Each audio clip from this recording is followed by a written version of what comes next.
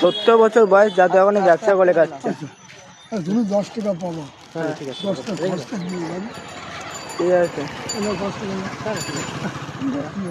দাদু তোমারে যদি কেউ সাহায্য করতে যায় কি করে করবে?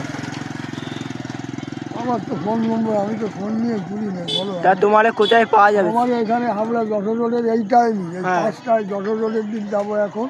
যশোর রোডের দিক অন্তত কালী মন্দির দিয়ে 6টা পর্যন্ত করবো, ঘুরে তারপর ওই মার্কেটে ঢুকে যাবো, ওই পপুল্য মার্কেট। তোমার বাড়ি কোথায় দাদু? আমার বাড়ি গোবর্ধন। গোবরডাঙ্গা। মানে ডেলি আসো হাবড়া তাহলে? হাবড়া এই 10 বছর ধরে আসছি। আচ্ছা। লকডাউনের আগের থেকে ঘুরি। তাও মাছ, তাও দিনে কত টাকা বেচে হয় তাও তোমার?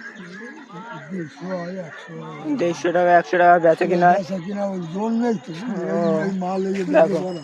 দাদুর একদম অবস্থা খারাপ, ঠিক আছে? দাদুরে একবার দেখতে পাবা, কিনে খেয়ে দেখবা, ঠিক আছে?